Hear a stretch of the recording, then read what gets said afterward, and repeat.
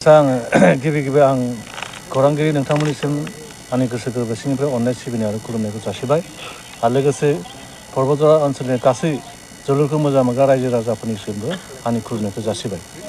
बाथ्राया जाबाय दिनैहाय खोरोमदाव एफसि धालिगाव आरो 11 स्टार एफसि बङाइगाव मोननै हान्जानि गेजेराव मैखोम बादायलायनाय जालांबाय आरो बे बादायलायनाया जादोंमोन माने 2:15 मिनिटनिफ्राय। दा बे बादायलायनायखौ बेखेवजेननो थाखाय जोंनि बिटिसिनि youth and sports and youth welfare डिपार्टमेन्टनि EM माना गेदेर मुस्रि दावबायसा बर' बिथाङा फैनानै बाहागो लाफैदों आरो जोंनि गेलेनायखौ बेखेवना होफैदों। बिथांजों लोगोसेयैनो आसामनि आसाम प्लेन्स ट्राइबेल डेभेलपमेन्ट कर्प'रेसननि भाइस चेयारमेन एबा 22 नं गौरीपुर बियाबनि बारग' MLA माना गेदेर मुस्रि बरिन्द्र कुमार मुसाहारि सार बिथाङा फैनानै बाहागो लाफैदोंमोन। लोगोसेयैनो गुवाहाटीनिफ्राय सासे मुकुता देखा गुवाहाटी मेट्र'पलिटान डेभेलपमेन्ट अथ'रिटिनि भाइस चेयारमेन बिथाङाबो फैनानै बाहागो लाफैदोंमोन। लोगोसे ओनसोलनि गोबां संगठनफोरनिफ्रायबो बाहागो लाफैदों, जेरै दुलाराय बर' फरायसा आफादनिफ्राय थिपकाइ दुलाराय बर' फरायसा आफाद, मंगलाजरा दख'रा दुलाराय बर' फरायसा आफाद, बासबारि दख'रा दुलाराय बर' फरायसा आफाद, लोगोसे काजिगाव दुलाराय बर' फरायसा आफादनि आफादगिरि नेहाथारि लोगोसे मावथि बिथांमोनाबो बाहागो लाफैदोंमोन। बिथांमोनजों लोगोसेयैनो गार' सात्र सन्था पर्बतझार जिल्लानिफ्राय आफादगिरि नेहाथारि बिथांमोन बाहागो लाफैदोंमोन। अल आसाम माइन'रिटि स्टुडेन्ट इउनियन पर्बतझार जिल्ला बिथांमोनाबो बिनिफ्रायबो आफादगिरि नेहाथारिजों लोगोसे मावथि बिथांमोन बाहागो लाफैदोंमोन। गार' सात्र सन्थानिबो बाहागो लाफैदोंमोन। बर' थुनलाइ आफादनिफ्रायबो बाहागो लाफैदोंमोन। लोगोसे बेबायदिनो गोबां संगठनफोरनिफ्रायबो बाहागो लाफैदोंमोन। बेखौ मख'नांगोन जे जोंनि पर्बतझार जिल्ला EPP निफ्रायबो बाहागो लाफैदोंमोन आरो बेनिफ्राय PPF राजखान्थि हान्जानिफ्रायबो बाहागो लाफैदोंमोन। बेबायदिनो गोबां जोंनि ओनसोलनि मेलेमजिबि बिथांमोनाबो बाहागो लाफैदोंमोन आलासि महरै। लोगोसे गोबां दिनैहाय जोलुरखौ मोजां मोनग्रा रायजो राजाफ्रा नायनानै जोंखौ थुलुंगा होफैदोंमोन। दा दिनैनि खेला खुब मोजाङैनो जालांदों।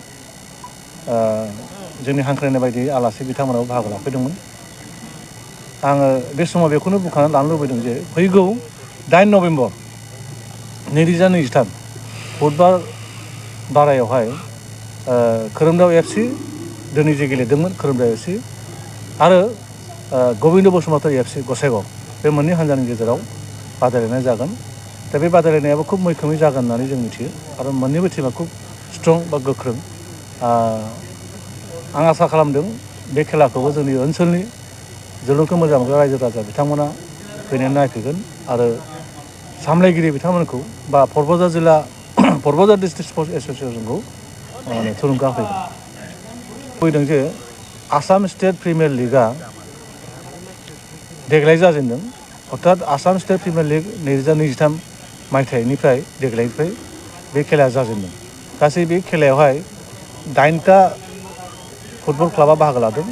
बे 8टा फुटबल क्लाबा सारा आसामाव, जेरै गसाइगाव जागोन, चिराङाव जागोन बा बङाइगाव दाखालि जालांखांबाय, ओमफ्राय कार्बि आंलंआव जागोन, जरहाटआव जागोन, डिमा हासावआव जागोन।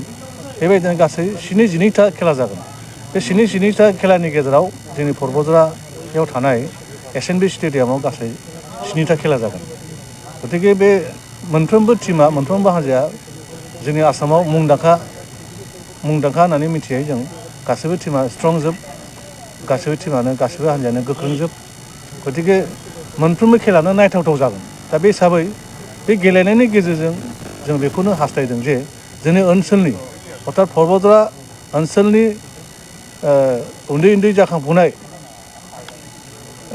जोलुरखौ मोजां मोनग्रा बा गेलेग्रा बिथांमोना बे गेलेनायनि गेजेरजों हयथ'बा जिउआव बिराद मोनसे थुलुंगानाय मोनगोन आरो बेनिफ्राय गोबां रोखोमनि गेलेनाय, जेरै स्टेट लेभेलनि बा नेसनेल लेभेलनि, इन्टारनेसनेल गेलेनायनि थुलुंगाखौ हयथ' मोननो हागौ आरोखि।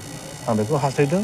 दा बेनिखायनो साफ्रोमबो जोलुरखौ मोजां मोनग्रा रायजो राजाफोरखौ समायखौ ओरैनो नस्थ' खालामालासे गेलेनायाव फैनानै जाहाथे बाहागो लाफैयो आरो रंजानायखौ जाहाथे माने लानो हायो आरो बेखौबो आं परबजा जिल्ला डिस्ट्रिक्ट कमिटिनिफ्राय बा स्पर्ट्स परबजा डिस्ट्रिक्ट स्पर्ट्स एस'सियेसननिफ्राय बेखौ गोसो गुदुङै आं खावलायदों ओरैनो जों बयबो रायजो राजाफोरनि थाखाय माने रायजोफोरनि सुबिदा बायदियै जोङो गेलारियाव जों 40 रां लादोंमोन जों ओमफ्राय जेनेरेलनि थाखाय 30 रां लानाय जादोंमोन गतिके दिनैहाय एसे हयथ' खम जादों गोबां हयथ' प्रग्रामफोरबो थानो हागौ उननि समफ्राव जाहाथे फैनानै बाहागो लाफैयो आं बेखौ खावलायदों এটি বিশেষ বিজ্ঞাপন বাজাজ বাইক ক্ৰয় কৰিব বিচৰা ইচ্ছুক গ্ৰাহকসকলৰ বাবে এটা ভাল খবৰ কোকৰাঝাৰ চহৰত থকা ডাউহাৰু অটো এজেন্সিয়ে festival loan and exchange offer দি আছে